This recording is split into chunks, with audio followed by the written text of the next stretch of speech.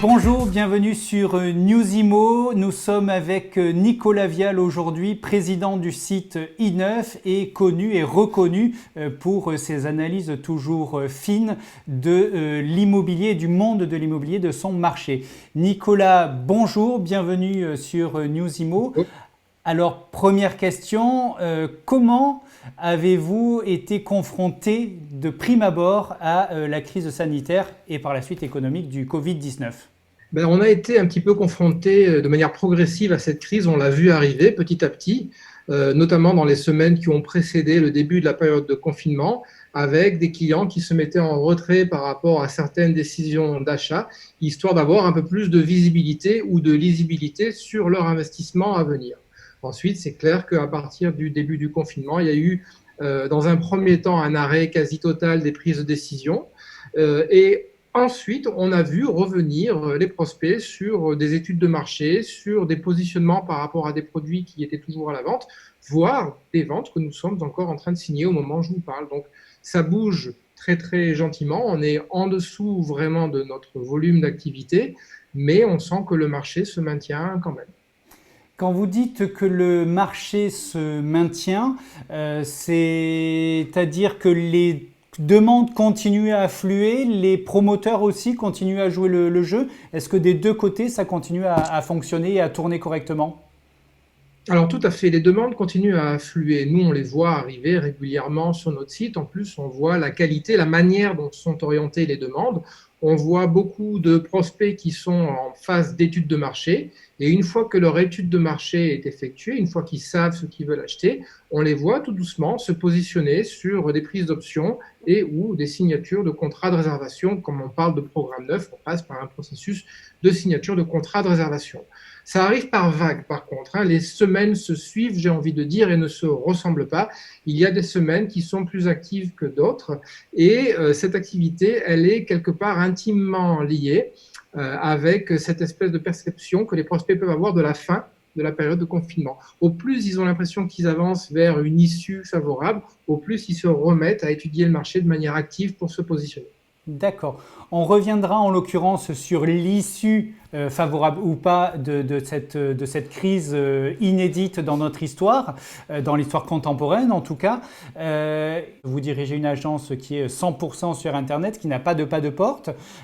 Comment est-ce que ça se passe avec vos clients ? Donc, ce que l'on fait, nous, c'est vrai que nous n'avons pas d'agence, nous sommes une plateforme, en fin de compte, notre structure est très atypique, on exerce, mais nous sommes en étage, on n'a pas de porte, on reçoit rarement de la clientèle chez nous, et par rapport à cela, on continue à utiliser nos outils, nos technologies, que ce soit pour avancer dans la découverte programme avec le client ou dans la signature. Ça fait par exemple 2 ans et demi que nous sommes dotés de solutions permettant la signature des contrats en ligne.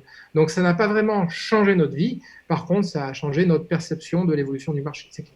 Alors justement, le marché, son évolution, comment est-ce que vous l'envisagez, comment est-ce que vous la voyez à l'instant T, maintenant en avril 2020, et comment est-ce que vous l'envisagez dans le futur ? Dans l'immobilier neuf, la demande est intimement liée à l'offre. C'est-à-dire, ça peut paraître paradoxal, mais au plus l'offre est consistante et cohérente, au plus la demande va être motivée et va se positionner. C'est comme si vous rentrez dans un magasin, au plus il y a d'affaires sur les étalages, au plus vous allez être tenté d'acheter. Et au moins il y aura d'affaires ou de nourriture, au moins vous allez être tenté d'acheter. Il y a également l'aspect comparatif qui est assez intéressant. Et c'est vrai qu'aujourd'hui, nous nous orientons dans une première phase vers une période où l'offre va un petit peu diminuer. Donc ça risque d'être un petit peu pénalisant en termes de demande, parce que la demande va un petit peu ralentir le temps de voir ce qui va se passer. Est-ce que les prix vont monter? Est-ce que les prix vont baisser? Etc., etc. Il va y avoir des micro-études de marché qui vont se remettre en place. Et ensuite, la demande va se repositionner sur le stock qui aura été identifié comme étant disponible en attendant l'arrivée sur le marché de nouveaux programmes prévus pour le dernier trimestre de l'année 2020. Plus logiquement, j'ai envie de vous dire, dans le premier trimestre de l'année 2021. Sur beaucoup de marchés, mais en l'occurrence ici sur l'immobilier, on se dit que 2020 va être une année qui est déjà finie quasiment. C'est pas facile du tout à envisager. Et en l'occurrence, lorsqu'on achète, on est très souvent financé. comment se passe la relation avec les banques d'une part et les acquéreurs potentiels? Comment envisagent-ils leur financement? Est-ce qu'ils se disent oh là là, les banques vont plus nous suivre, ou est-ce que c'est le moment d'y aller? Quelle est la température sur le monde du financement? Alors, il y a on va dire une réponse à deux vitesses. D'abord, les banques travaillent toujours. Nous sommes en relation régulière avec des banques, nous sommes en relation régulière avec des courtiers en financement qui s'occupent des dossiers de nos clients à leur demande. Et on s'aperçoit que même pendant cette période de confinement, eh bien, les décisions sont toujours en place. Il y a des accords de financement, il y a des signatures d'offres de financement. On va dire que le process continue à avancer, un peu plus lentement, certes, mais ça continue à avancer. Ensuite, on s'aperçoit qu'il y a un afflux massif de capital qui revient vers la pierre. Alors c'est assez étonnant, mais on a pas mal de clients en ce moment même, au moment où je vous parle, qui se positionnent en achat sans financement. On a l'impression que l'argent dormait sur des comptes épargne ou sur des comptes en banque et qui vient se réfugier à nouveau dans la pierre. C'est vrai qu'on a tendance de dire que quand la bourse s'effondre ou quand la bourse est incertaine, la pierre reste de marbre. Et cette pierre va de nouveau jouer son rôle de valeur refuge, je pense, dans les semaines à venir. Tout à fait. En même temps, la bourse, notamment à Paris, est passée de plus de 6000 points à peine plus de 4000 à ce matin. Donc c'est vrai que la bourse et les liquidités que l'on peut avoir sont peut-être vite retirées pour les placer ailleurs. C'est bien possible. C'est une explication en tout cas possible. Mais quoi qu'il en soit, vous voyez plutôt rassurant sur le fait que les banques continuent à jouer leur rôle. Les banques continuent à jouer leur rôle, il n'y a rien à dire à ce niveau-là. Ensuite, par rapport à la valeur d'utilisation de la pierre, quand on parle de valeur refuge, ce qui constitue la valeur refuge de la pierre, c'est sa valeur d'utilisation. C'est qu'à la fin de la journée, vous allez toujours utiliser un appartement pour vous, vos proches, ou alors vous allez le louer à quelqu'un qui va l'utiliser. Et la valeur d'utilisation de la pierre va constituer ce petit plus qui va déterminer le côté refuge de ce placement. Avant d'en arriver à l'usage de son bien, à en récolter les fruits, on passe forcément par la case notaire et signature d'un acte authentique. Qu'en est-il aujourd'hui? Eh bien, vous le savez, tout le monde le sait, si vous voulez, c'est que depuis lundi, il est de nouveau possible de signer des actes notariés à distance. Les notaires sont autorisés par un décret du gouvernement à procéder de cette manière. Pour autant qu'ils soient dotés effectivement de la solution leur permettant de signer des actes à distance, ce qui n'est pas le cas de toutes les études notariales. Si ces paramètres sont tous réunis, la technologie, l'authentification et la capacité à pouvoir signer, à ce moment-là, on avance vers des signatures. Ce n'est pas le cas de tous les offices notariaux. Il faut savoir qu'aujourd'hui, certains sont en mesure d'avancer sur des signatures d'actes, d'autres ne sont pas en mesure de le faire pour des raisons diverses et variées. Ça peut être la technologie, comme ça peut être le problème d'effectifs à l'office notarial. Chacun est maître de gérer son office comme il veut, comme il peut, surtout.